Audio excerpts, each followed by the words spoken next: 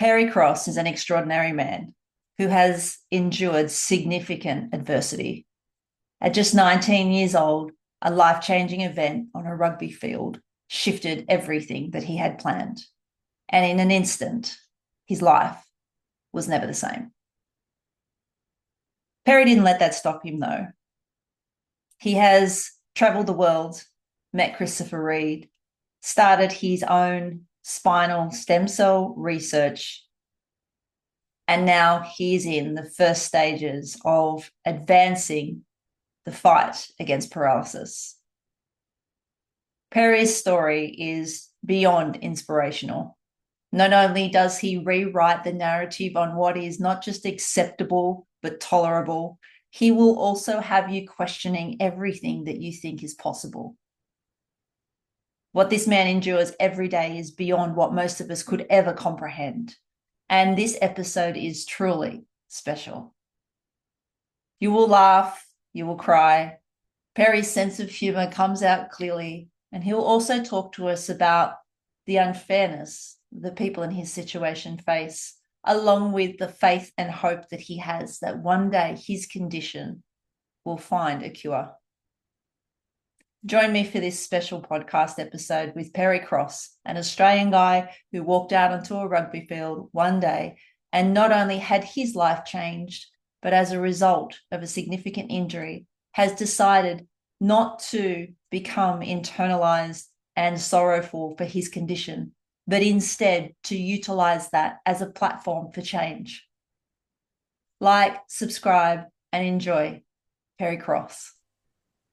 Welcome to the Think Uncommon podcast.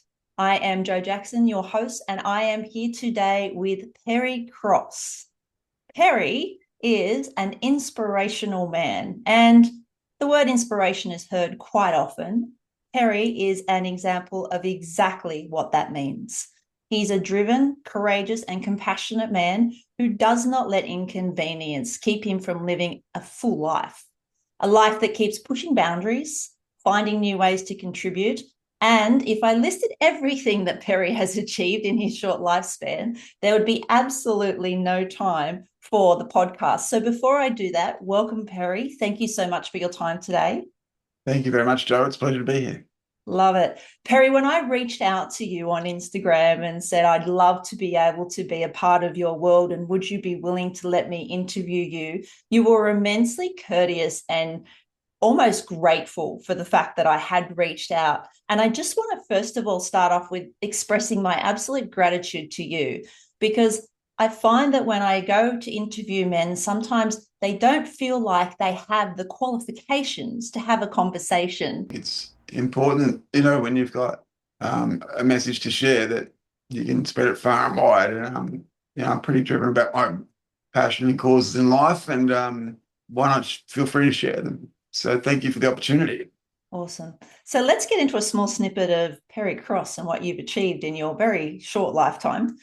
In the year 2000, you completed a communications and business degree at Bond University. In 2010, Yep.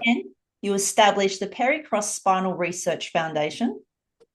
In 2020, you were awarded the Member of the Order of Australia in the Queen's Birthday Honours List. That must have been huge. Yes. Yeah, I mean, there's been some great accolades along the way, and that those accolades are obviously very sort of personally rewarding. But I guess it's not about so much the personal accolades and that sort of stuff. For me, they're nice to receive. It's more about, why you do what you do. That's where probably the fun side of what you do. So yeah, that's what gets me out of bed and gets me going every day. Purpose is definitely a key driver in changing our lives, right? That's right. Absolutely. Yeah. So tell me about Perry as a child. What were you like? Yeah, I was terribly active. When I was a kid, there was no sort of terms or definitions for child behaviour. It was more just very active, disturbing element in the classroom. But I was driven, loved sport, and just wanted to be out there playing sport and running around, hitting a ball, all those sort of things. But I, as a kid, was never really focused on the classroom. Just wanted to, you know, be adventurous, and that was probably my strength, but also my weakness, because I couldn't really be taught too much in a conventional method like sitting in the classroom, and then I just wanted to, you know, just be not confined to spaces. So, it's ironic that I sit here today in this situation. As a kid, it was the worst nightmare, I suppose. I think these days, if you showed up in the average classroom, you'd probably be labelled having ADHD. That's probably the case, Joe. And that's, it seems like every kid these days has been diagnosed with that, but maybe we were always like that. I don't know. It's an interesting conversation, isn't it? When you look at how little boys are in classroom and how little girls are in classrooms. The number one thing that I have a child who's a boy and I have one who's a girl. Yeah, My son very much is he needs to go and expel his energy. So when he yeah, is sitting in a classroom, if he's not interested in the topic, he is the most distracting child on the face of the planet, to the extent where he is actually creating distraction for the other students in the classroom. Been many a time I've gotten that phone call from the teacher that says, "So I need to have a conversation with you," and I'm going, "No, no, you don't. You just need to make your classes more I, interesting." well, I know exactly what you're talking about. So, yeah, that was me. Yeah. Totally relate to that. So at 19 years old, and we're not going to spend much time here, but I just really want to give people a little bit of a context of how you have had your life significantly change. I talk a lot about suffering, and we break it down into two categories. One is chosen suffering, the type of suffering that you and I both endure when we go to the gym. Yes. And the one that is quite hard to manage is more of the inflicted suffering. And this is the types of suffering that we don't see coming. We don't know what to do when we find ourselves in the position where we're in it. And often it comes quite suddenly. Now, you had that experience at 19 years old. Yeah, I did. So, as I said, I was super active. So I fell in love with rugby union. I was playing rugby in a game in Brisbane at Ballymore, which is like the home of rugby in Queensland. And I was in a junior representative match. And I got the ball off the back of the ruck, ran the ball up, got tackled. And in the tackle in the ruck that formed, I broke my neck. And that left me a C2 ventilated quadriplegic because I'd suffered a spinal cord injury. You can feel the vertebrae that run down the back of your neck and your spine. Well, I damaged one of those in my neck, and because it damaged my spinal cord, that left me paralyzed. So I can only feel the surface of my face now. I can't breathe on my own. I need a ventilator to breathe, and I can't feel anything. So I'm, totally paralyzed and confined to a wheelchair. Um, and yeah, that guy that was active and loved life, then ended up in this instant situation where they say it's like switching off the lights, because paralysis is like instant darkness. The electricity is cut off, so the body shuts down. And I remember laying on the field thinking to myself, "Oh no, something terrible's just happened. I can't get up, can't get up back up, can't move." And a few of my mates sort of could see what was going on, and it's a terrifying moment where you just have no ability to change the situation. There's no way of going back. And all I'm thinking to myself is, oh, can I just run the ball again? Can we just redo that play? Like, what's going on? And the realization sets in that now you've destroyed your physical life as you knew it. And I spent a lot of time in hospital, pretty traumatizing period of life, learning to understand the new situation, how I was going to survive, because it not just is about living life in a wheelchair. Like, people see me in a wheelchair, but there is so much going on to survive, and I can't even sort of begin to delve into some of the things the complications that you deal with day to day, but you can only imagine what it's like. I have to have someone do everything for me. I can't do anything on my own. I can't even give myself a drink of water, which I might actually get to get one in a sec, but I can't do anything independently. I require someone to assist me to do everything. And that for people might be pretty confronting. It's like being a baby. Yeah. Yep. But I'm gonna help. Yeah. Wow. I can't even imagine what it would be like to have that moment of complete change in such a way that you're stuck on the field while your friends are trying to help you, and you're also trying to come to terms with the speculation of what you think has gone on versus what exactly does this reality look like. Yeah. And as a 19-year-old, I was the worst sort of science kid in my school. I didn't know about the biology of my body. I didn't understand what a spinal cord injury was about. At the time I was working my parents' family business. I was getting into the construction industry and flooring and that sort of stuff. And so I was all about using my hands and physical activity. And, I was never ever thinking about going down the route of science or anything like that. So it was a situation where you either learn to deal with it or it just gets the best of you and you don't survive and people don't survive. Yeah. Yeah. Well, that's absolutely huge. And you're quite right. I don't think that anybody can really fathom what that's like until we find ourselves in the position where we Mm. actually experience it individually. Yeah, and I don't expect anyone to understand what it's like. I don't understand what other people's lives are like. So why would you expect to understand my situation? So all we can do is have a bit of gratitude and a bit of um, maybe sympathy towards other people's situation. Not everyone's in the same boat. And some people are doing it harder, but some people are, much more fortunate in life as well. So, but we just have to deal with what we have. And I'm happy to talk about some of those situations and experiences as we go. But it was a steep learning curve. Yeah. I mean, Yeah. everything that you once knew has to be learned again, right? Mm. Yeah. You basically become like your own nurse and doctor, educating yourself about your body and how to survive and how to stay alive. Because there's all sorts of complications like pressure wounds and respiratory infections and all these really really life-threatening things that can occur that you have to just deal with as you age. Yeah. Yeah, absolutely. I imagine that the list of things that become a challenge for you increase significantly. Mhm.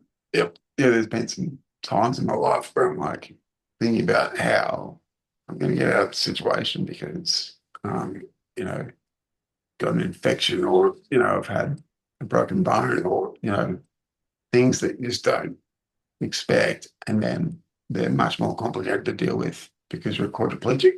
So, but they're the sort of, they're the, they're the tough things I have to deal with, and you just get on with it like everyone does. But you just look for the good in life and focus on what you can do or what you can't do. That's been my motto. Um, you know, living life is all about, well, okay, deal with the situation. Now, what can we do to change, and what can we do to make life better? It's a brilliant perspective, and I can imagine it's one that's hard to maintain sometimes. Yeah, it is. But I guess once you get into a routine in life, Joe, too, like you get better and better, you get good at what you do. And I think that's a good message for everyone out there that's sort of struggling with the routine of life and the mundaneness that life can sometimes bring is that routine and the patience that you have that you realize that you don't have some days when you wake up and you go, what is going on? Why can't this happen faster? Why is why is it not working out? Well, it is working out. You've just got to have that patience and that persistence and that drive to get there. And I think good is coming when you stay focused. If you lose focus and start to waver, that's when you start to lose um, that ability to achieve your goals in life. And sometimes people just give up too soon. Gosh, there's so much in that, Perry. We could unpack that alone for hours. Yeah, I'm hearing David Goggins in there. Don't give yeah, up. I'm hearing the Mother Teresa, the Charlie Kirk, the difference between sympathy and empathy. I'm yeah. hearing the compassionate side, which just says, hey, everybody goes through stuff, and you are really in control of how you manage that on a day to day. And it's really up to us to show up the best we can.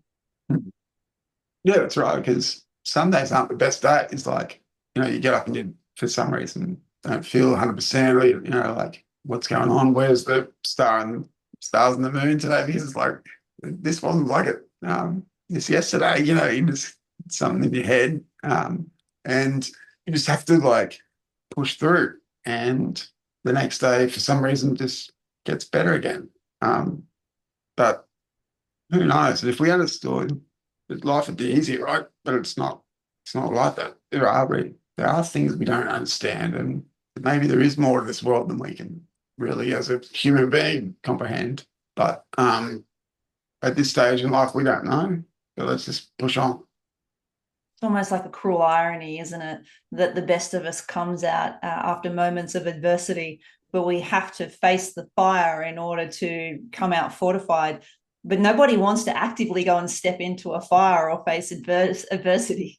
No, and that motto that I use is shit happens in life, and you can either use it as you can either stand around and wallow in the shit, or you can use it as fertilizer to grow. And probably for the last 30 years, I've been trying to grow, right? I've been trying to be the best person I can be, gather the best people around me as well, and do the best I can for our community. I love that. It reminds me of a saying I heard: I haven't been buried, I've been planted. Yeah. Yeah, Yep. brilliant. I love it. That's it. Perry, as a mother, one of the hardest things for me to experience is what happens to my children. I find that I can pretty much go through anything and bounce back on the other side. But as soon as something happens to one of my children, Mm. automatically Mama Bear steps in, and I need to make the decision about how much do I let them experience on their own versus how much do they need me to step in as the mom. Now, when you went through what you did at 19 years old, I imagine your parents went through quite a significant shift as well.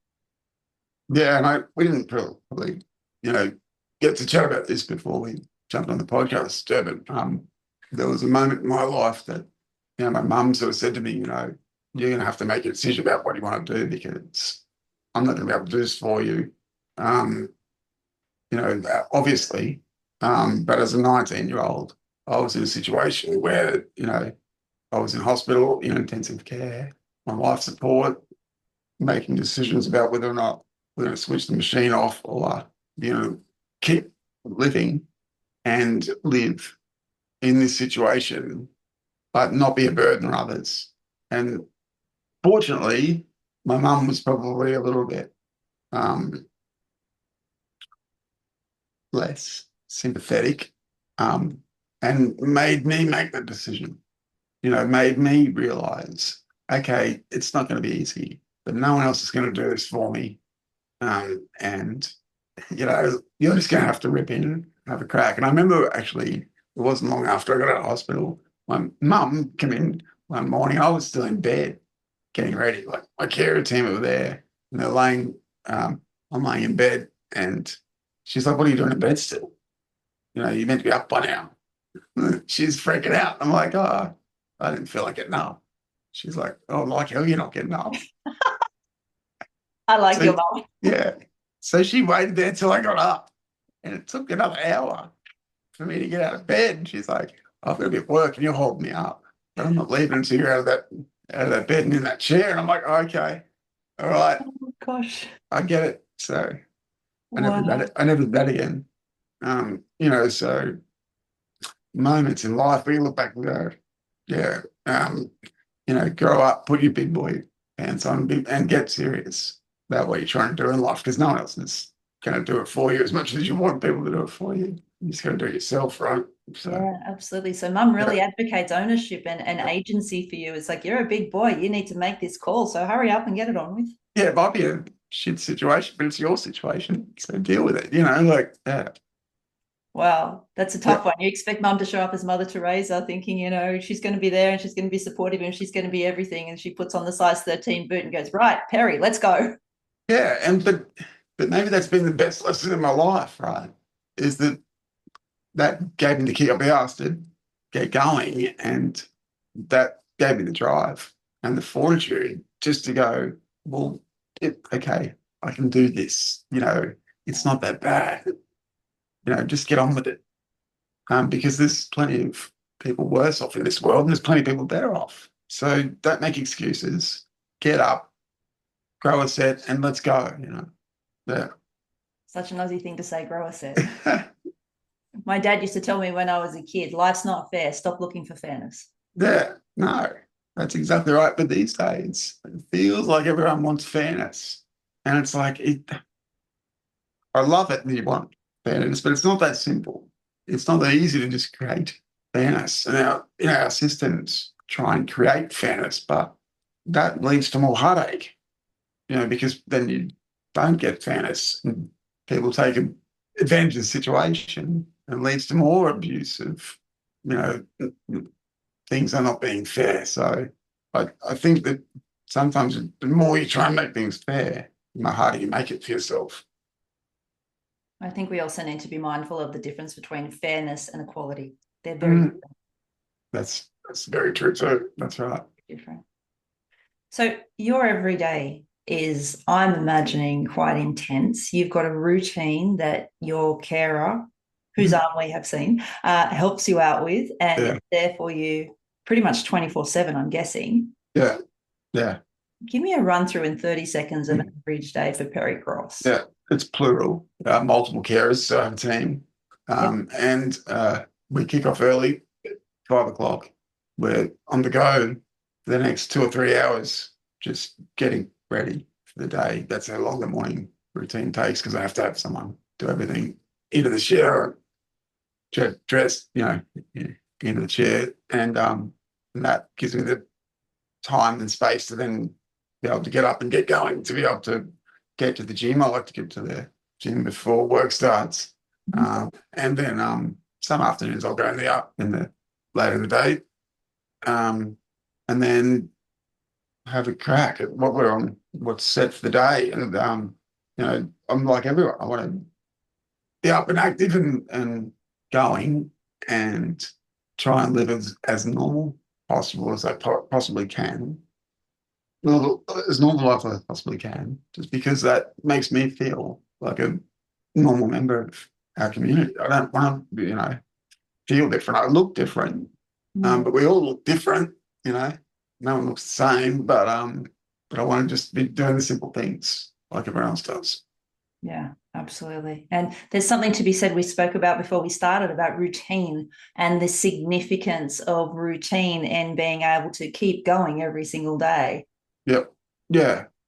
Well, my routine starts the same time every day. I don't stop. Like, even if we've, had a late night or whatever, there's no sleeping in, unfortunately, or fortunately, because the show goes on.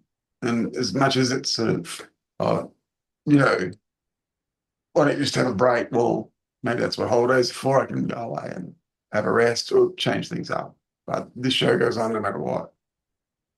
Speaking of which, you have been very active lately. Did I see you down at the tennis? I was at the tennis last week, yeah. So you were at the Australian Open in Melbourne. Yeah, for Traveled sure. from Brisbane interstate all the way down to Melbourne to go to the Australian Open. Did you have good seats? They had great seats, yeah. The accessible seats are sort of halfway back. So they're pretty good, and tennis is fun to watch because you're pretty close to the action. So it's a good event to go to. It's very, very accessible. It's like one of the best events in Australia in terms of accessibility. And it's fun. The vibe is good. Like, there's plenty of energy. And the weather was amazing in Melbourne for me. So it was like, this is nice. Lovely. I love it. Do you get out to events very often? Yeah, I mean, I'm out in the community every day. In terms of events, last year I got the opportunity to go to the Super Bowl. Yeah, I've done some pretty cool events in my time, Formula Ones and those sort of things. I'm still ticking off my bucket list. Yeah, there's a few of those things that are on my bucket list. You'll have to Yeah, tell me how to get there. yeah, yeah. Well, we're not getting any younger, and I've sort of just decided to go and do things that I've never seen snow, so my goal this year is to go and see some snow. So yeah, Do you have a particular country you want to see it in? no, I'm working on that. The finer details I haven't worked out, but snow is on my agenda. Snow's on the agenda and everything Yeah, else will just work yeah, out and you'll just find yeah, yourself in the snow. yeah, It's done. yeah, Love it. Which brings me beautifully actually into mindset. yeah. I quite like the writings of the Stoics, and Marcus Aurelius was one of my absolute favorite Roman emperors. He talked a lot about suffering and remaining humble and being observant in his lifetime. And there's the shift in mindset when you start thinking about people external to you as opposed to being so internalized with your thoughts. What are your thoughts on that? Do you think it makes a difference to focus on others as opposed to focusing on yourself? I think so. I mean, I I have this motto in life: focus on what you can do, where you're going, not where you've been, what you don't have or what you've lost. And I think that's important for people to remember that. I said it earlier. There's there's always someone better off. There's always someone worse off, and um, if you get stuck in a mindset where you're watching other people, comparing yourself all the time, you'll get brought down.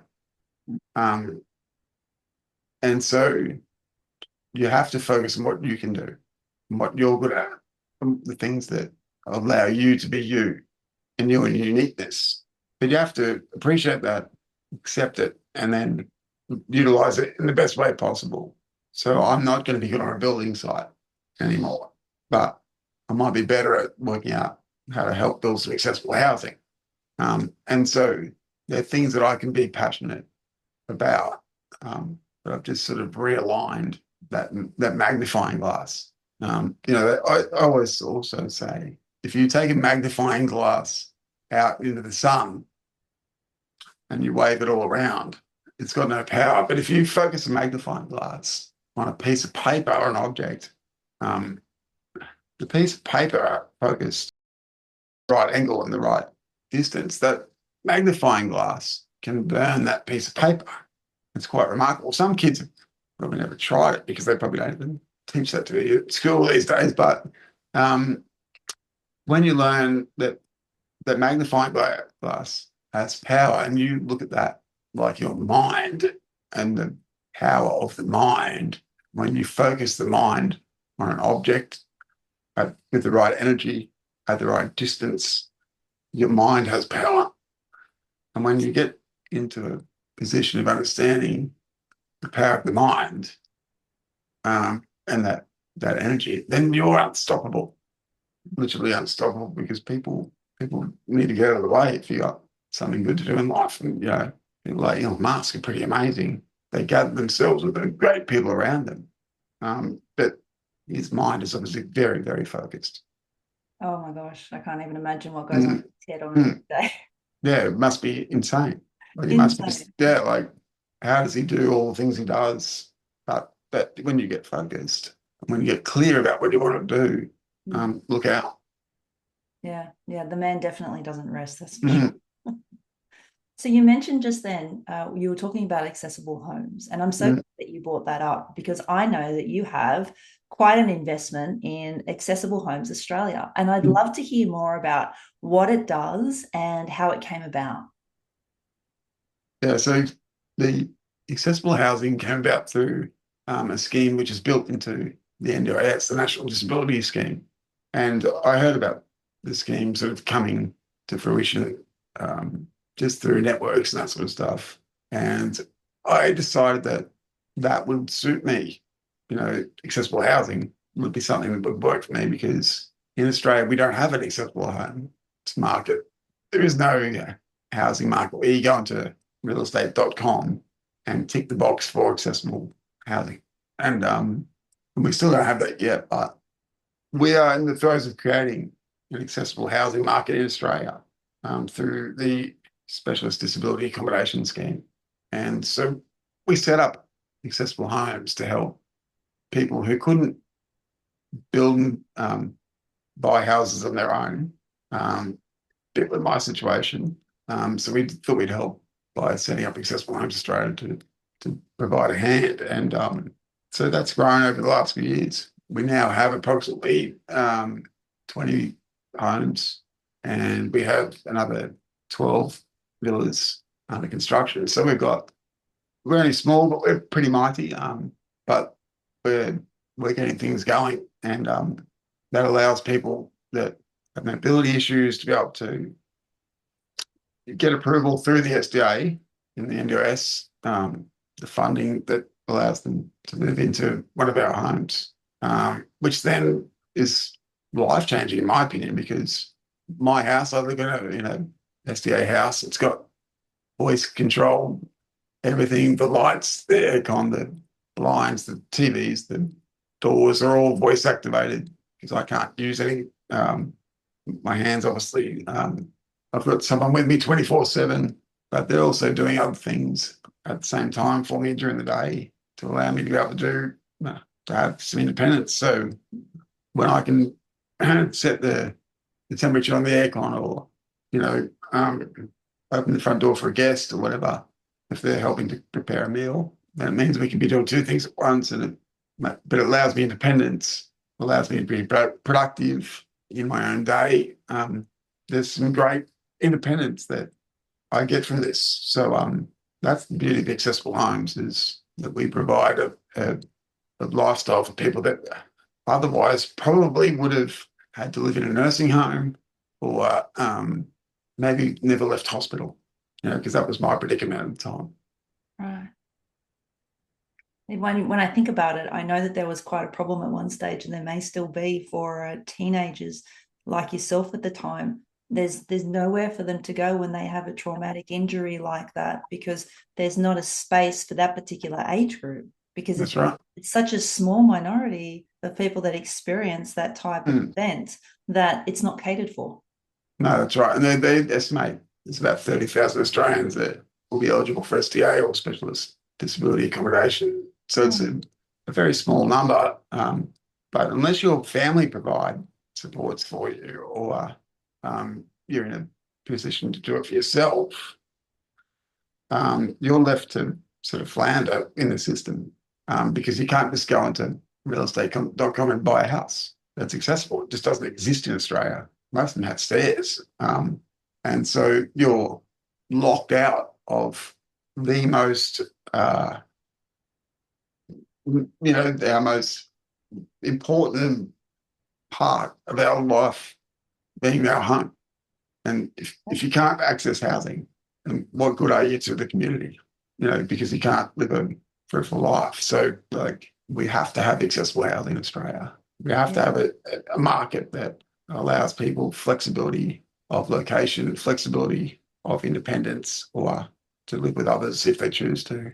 But it's just in the phase of growing, and that's where we're at. And aside from that, we want to be able to provide great supports, because our care revolves around our housing as well. And we build a model of housing that allows us to build sort of small clusters of houses, where people can live side by side and share their supports, to make an economy of scale. We have to be able to prove to the government that the NDIS is worthwhile and it's viable, and it has to be a good business proposition for the government. Otherwise, we're sort of wasting money. But we've been able to come up with a model that we know is very, very beneficial to the taxpayer. Sounds like a win-win once you get it up and running. That's right. Yeah. Absolutely. Absolutely. Is there any way that anybody that's watching this podcast can get involved with that? Yeah, I mean, we're growing our business, and at some point we're going to get to a point where we're happy that the government are putting people into the right SDA models. People are still getting approved for group homes, which is the old school state model of housing for people with disabilities. I'm not a fan of group homes. I think that should be abolished. I think that even the NUS Royal Commission said that we should abolish all group homes. People can choose to live with others with a disability if they choose to, but just because you have a disability doesn't mean to say you should have to live together. Imagine saying that to anyone else in our community, that you have to share a house because you've got a disability. Like, it just doesn't make any sense. I get why it came about years and years ago, like generations ago, when group homes probably were formed. I understand the old school. Okay, we have to put you in a house so we can send you a carer, but we're better than that now, and we've come up with better models, and a model now that means we can have independence, live close to each other, share our supports, make it more affordable. But I can now have guests over to my house. They come and have dinner in my own house. I can have family come and stay if I choose to. I've got independence, whereas a group home wouldn't allow me to do that. It's such a big word, isn't it? Independence. Mm.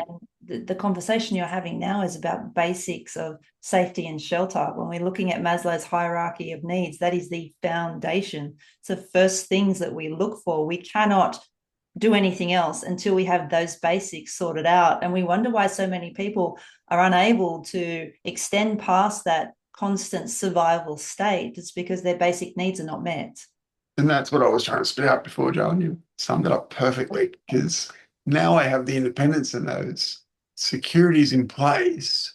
Now I can go and do the things in life that make me a productive member of the community and give back, and not have to be on the disability support pension because I'm fortunate to have a job, and all these things that make me a viable taxpayer in our community. Yeah. It's quite interesting what becomes important when the perspective shifts, isn't it? Things that really weren't a factor before suddenly become immensely focused on. Well, I feel valued, right? Yeah. But I want to give value. I want to be valuable. And so it goes both ways. But you've got to allow me to have the platform to do that. And that's what the NDIS was designed for. The Productivity Commission, when they designed the NDIS, had great intentions in place. It was all about productivity and making people with disability active, productive members of the community. It just got railroaded along the way, and the way it was rolled out wasn't the best it could have been, and it then got sort of hijacked by people taking advantage of it. But there's a whole other story, Joe, and we can talk about it for hours. But no doubt. But yeah. I want to start shifting on to an even more interesting story. I did tell everyone when we started this podcast, there's multiple layers to Pericross. You've achieved immense things. I mean, I'm sitting here right now just thinking, yeah, I really need to get a move on. Christopher Reeve. And when we spoke pre-episode, this was one of those milestone moments. Yeah, so after my injury, I realized that we needed to work out how I was going to change the situation, because I didn't, envisage myself living my whole life with a spinal cord injury. And I was like, there must be a treatment. There must be something we can do about this. And the doctors were like, no, that's a long way away. There's no treatment for paralysis, mate. You're going to have to live in this situation the rest of your life. And I'm like, really? Like, what? And then we can do all these things, but we can't do that. Yeah, and so about 12 months after my accident, a gentleman by the name of Christopher Reeve, Superman, got injured in a horse riding accident. And as a kid, he was my hero, my idol, Superman. I used to jump off the garage roof with a towel. We have to pause there, Perry. You have to tell me, did you have the cape and the underwear on the outside? No, I had the cape. No, I had no underwear, unfortunately. But yeah, so I used to jump off the roof of the garage trying to be Superman. But I connected with Christopher Reeve because he was the voice and the advocate for spinal injuries at the time, and he was raising a lot of money to fund medical research in the States, and they've made some great inroads with that, with sort of the work that he sort of started. But and I wanted to connect with him on a personal level, but at the time, my doctors were saying to me, "Oh, well, you'll never be able to travel on a plane because there's too many complications. You won't be able to fly because you can get defect from thrombosis. You'll get pressure areas from sitting in the seat for too long. All these sort of complications. The ventilator that you're on, the life support, will need power. You can't get power inside the plane to survive. The duration of the flight. Anyway, long story short, is I spoke to a few people, made a few calls, and before I knew it, was on a Qantas flight from Australia to New York and got to the World Trade Center. This is pre 9/11. Christopher Reeve had a meeting with one of the big banks in the World Trade Center.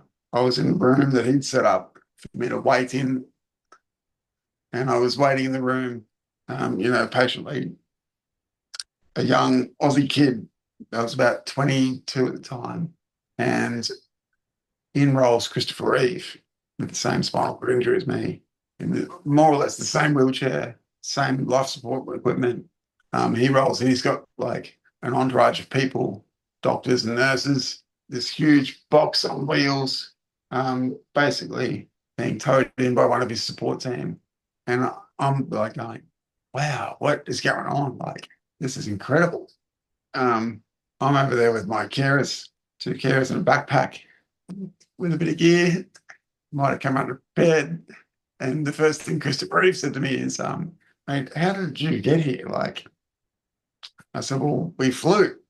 I worked out how to get the right medical clearances in place, and my doctor, ticked off on this and that. And the engineers at Qantas were great enough to wire the power support, my ventilator into the chair, which is these days is very common. You can plug your mobile phone into a Qantas flight these days. And so that allowed me to travel across the Pacific Ocean and to be here today, Christopher. And here I am, and it's great to meet you. And he's like, wow, okay, that's amazing. And so I'm like, yeah, and you can do this too. I'll give you a few pointers. So anyway, the story goes that he went on to be able to travel. He eventually flew to Australia for a trip down here and down under. Not long after that, but not long after that, he passed away from complications due to his spinal cord injury. But my sort of claim to fame in life is that I was the one that taught Superman how to fly again, because he was the one that was able to get up and get going again, because Superman couldn't fly, and then we taught him how to fly. So, but at the same time, he gave me a few insights into medical research as well, and that allowed me to set up the Pericross Spinal Research Foundation with a group of mates over a few beers down at the surf club. And we decided that we were going to get into raising money to help medical research. And there's a whole sort of backstory to it. But we started off with a few barbecues and golf days and all that sort of stuff. And we've grown it immensely. And I might just a quick mouthful of water, please. And so we taught them how to fly again. And then I set up the Pericross Spinal Research Foundation because we'd lost Christopher Reeve as a complication to his injury, and we needed a spokesperson in the community that had the passion, the lived experience. I think lived experience with anything in life is important, because otherwise you can't really speak as an advocate. You can't really be out there being parochial unless you've really got some deep understanding about these things. So we needed a new face for spinal cord injury, and we were lookalikes. So and my mates decided to help me fundraise. And so there was a gentleman also in Australia by the name of Professor Alan McKay-Sim, and he was the Queensland of the Year back in the early 2000s, and he was using these techniques to produce cells to be able to regenerate nerves in the body. And I'm going to try and keep it as simple as I can.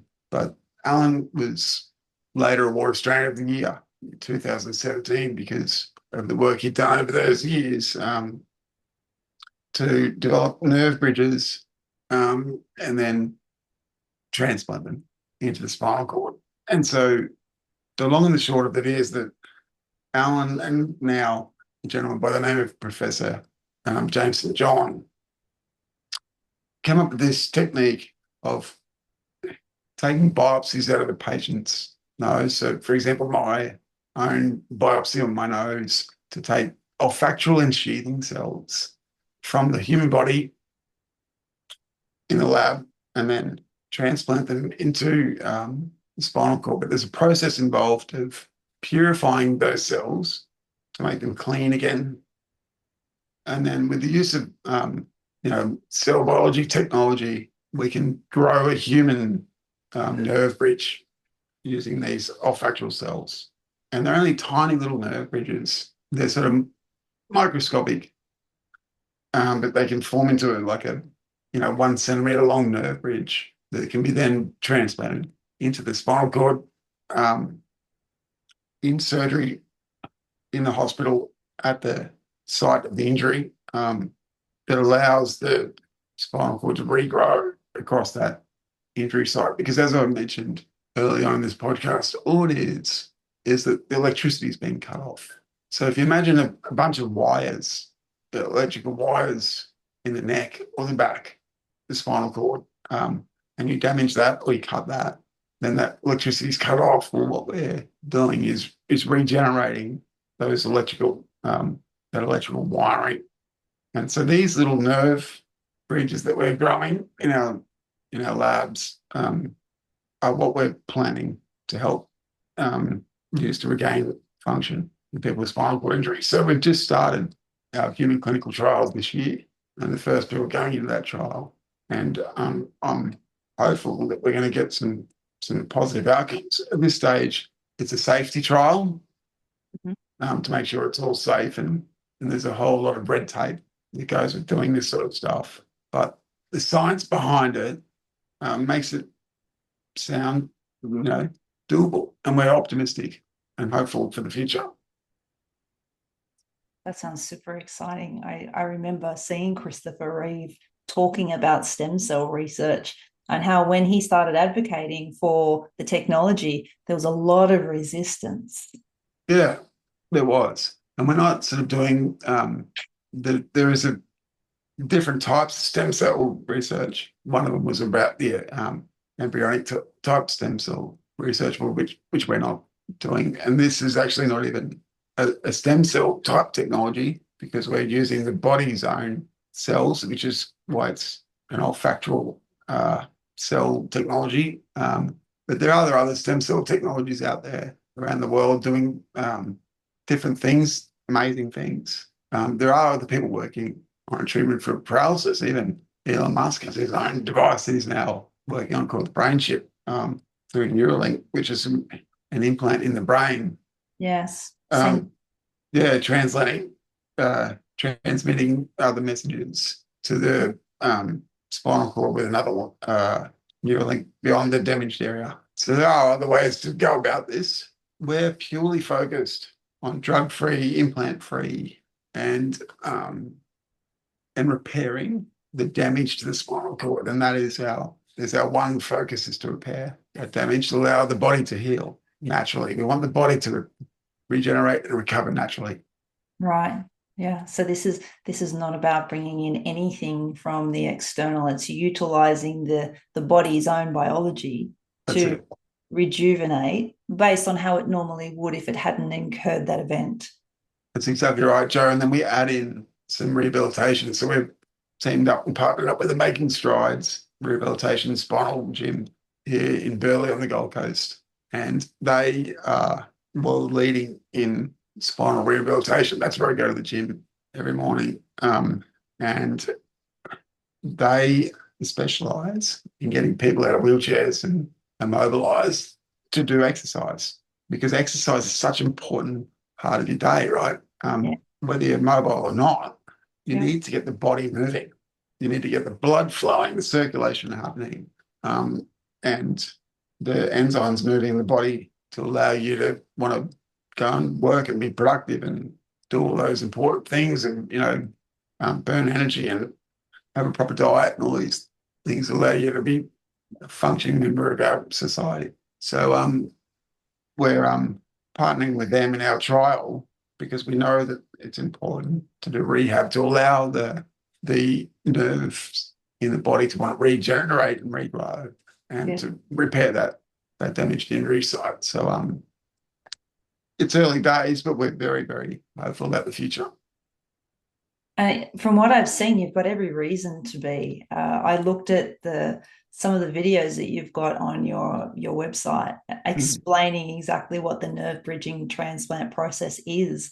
And I was pleasantly surprised to see that the cells actually come from the nose as opposed to anywhere else. Because like most people, stem cells for me mean embryonic cells, and I hadn't really gone past that to think about where else they could come from. I was pleasantly surprised to see that they can generate from the nose. So that was a big learning for me. But one of the other things I also noticed is you have a team. You have what can only be defined as the crack team working on this for you. You have absolutely, as they like to say, spared no expense, getting the best in the world to come and perform these surgeries to create a 3D print version of a patient's spine to remove or reduce risk as much as possible, and also allow the patient to have as best an experience as possible. Because let's face it, when we're talking about the spine, everyone's super, super sensitive. I think the brain and the heart, probably the three places where if someone's having a conversation that's medical based about any of those, you start to find resistance, and you really as much information as possible to start to feel a little bit safe. Yeah, we want to mitigate the risk. So doing a 3D printed version of a person's spinal cord and their injury site allows the surgeons to be very prepared for the surgery process. So they can look at the surgery site, they can understand what they need to prepare for. That allows our team to then build the right nerve bridges. And this is a team at Griffith University preparing all this stuff for us through James's research. And the surgeons at Gold Coast University Hospital, which is sort of directly across the road. So they sort of work hand in hand, which is brilliant. Whoever designed the layout of the university and the hospital here on the Gold Coast was a genius, because our lab team can talk to our surgery team across the roads. It's beautiful in that sense. And then the 3D printing allows us to make sure we're not going to do anything that's not going to be beyond the surgeon's capabilities. And then, once the transplants are done, patients go into recovery, and then we get back into the gym and the rehab phase. So it's all, it's pretty simple when you look at it from a high level.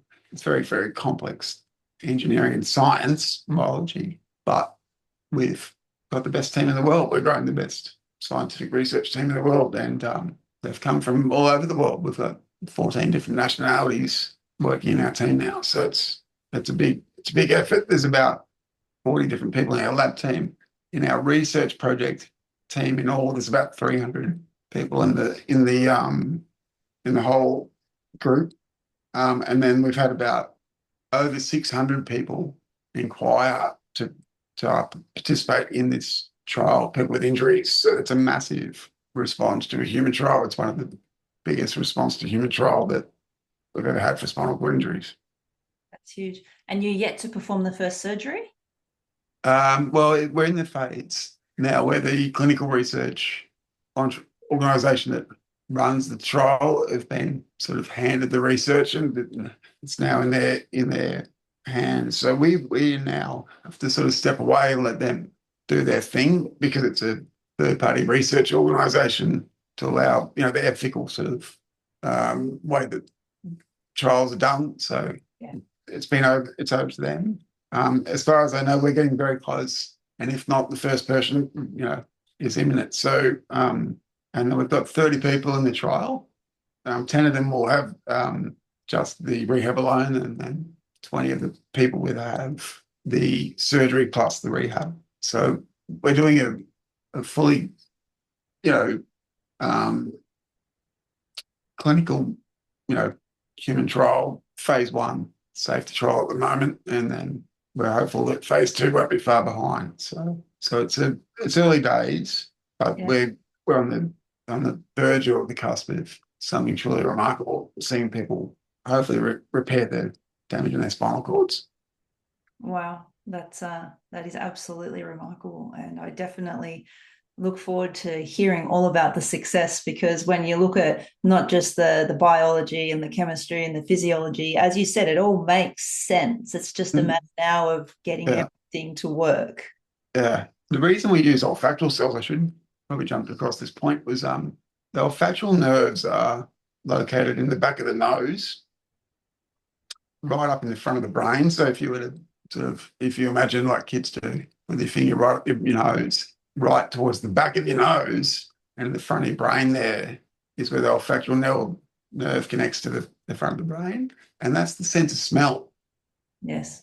So the sense of smell is the only sense in our body that regenerates regularly. And, we can regenerate our sense of smell as humans on a daily basis. We damage our sense of smell very, very regularly. Like when you stand at the servo, putting fuel in the car or something like that, or painting a wall or whatever, you are inhaling toxins that damage that sense and the nerves in there. And for some reason, olfactory nerves regenerate every day, and the sense of smell is regenerated every day. It doesn't happen with other senses in the body, and that's why we think there's really good hope and good potential with olfactory nerves being, grown and then transplanted into the human spinal cord. I wonder if that daily regeneration has anything to do with the olfactory and memory. Potentially, I'm not. Yeah, It makes sense, right? it could do. Yeah, that's right. Yeah, absolutely. Absolutely. This is thoroughly, it's immensely interesting for me. And as I mentioned before, I could probably sit here for hours and listen to you talk about this. But what I wanted to do is give you an opportunity to return back to your day. But before I do that, I want to give you some positioning about the podcast and explain a little bit about how this came about, because it's quite unusual to be having conversations about being uncommon in an environment where everybody wants to fit in. The sense of belonging it's quite intense these days. And so for people to actually step outside of that sense of belonging to become everything they need to be, then they have to step into becoming uncommon, which basically means that you're not run of the mill, you're not everyday, you sit outside the norm, and you exhibit what I like to call specific tenets.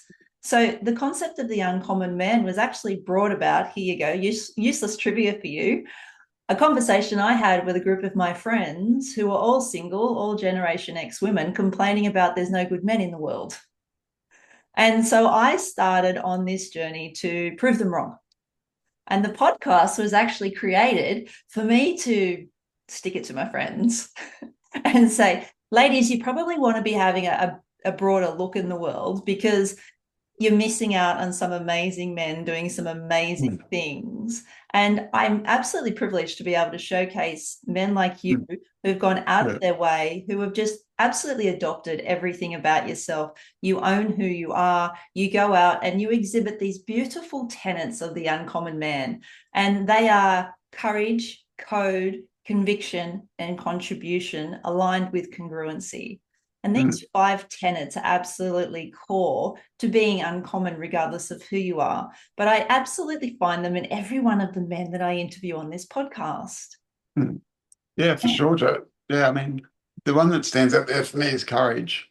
Like for me, it took a lot of courage early on just to leave the front door of the house, because you stand out so much, and I don't look like everyone else, in respect to the fact that I'm driving a 300-kilo wheelchair.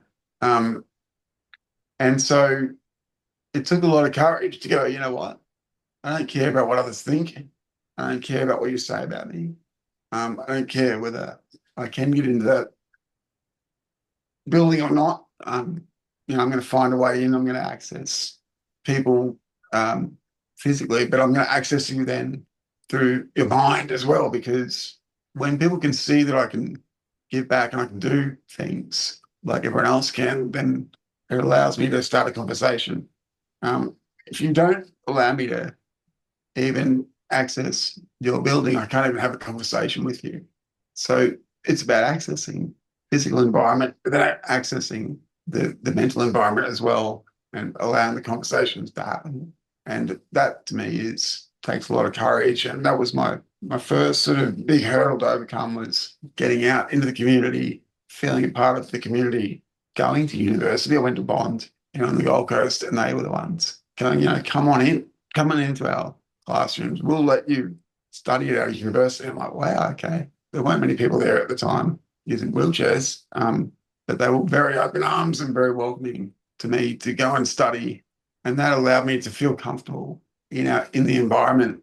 But I was still that uncommon factor in the room. So, and I also say, if you think like everyone else, you just get the same outcomes like everyone else. But if you think a bit differently and you're a bit courageous and a bit ambitious, then you might be able to create something remarkable in this world. So, and that's what Gifford University allowed me to help them do with our study, the spinal injury project now, is to create a remarkable project that will be a huge legacy for generations to come. Because if it's not a treatment for me or the people that I know, it will be the treatment for the generations to come. So that's what we're working towards.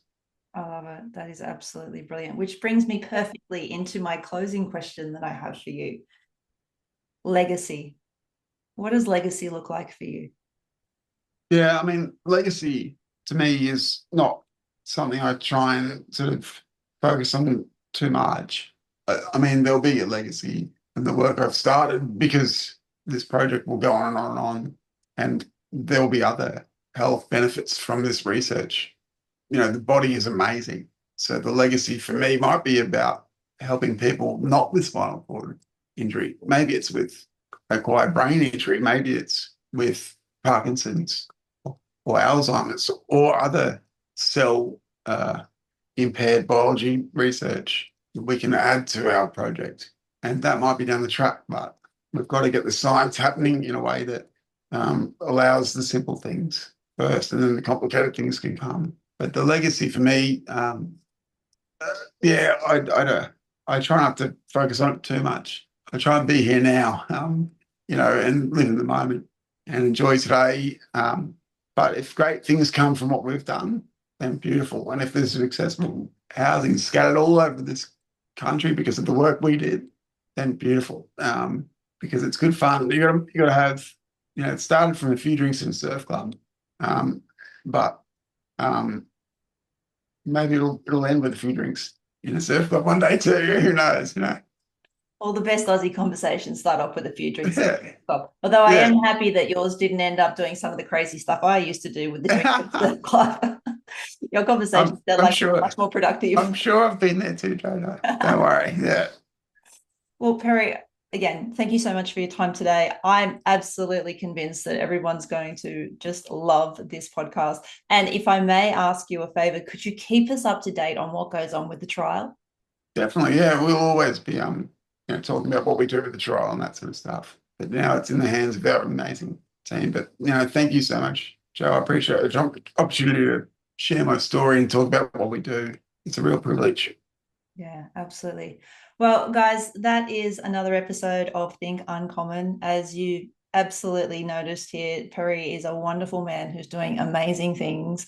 I highly recommend getting behind him and supporting him, and I'll have all of his social media links at the end of this podcast. He is doing great things, not just for the community, but for anybody who wants to listen to him. You can also hire him as a speaker to come and talk to you about what it's like the day in the life of, and how resilience can actually be your best friend.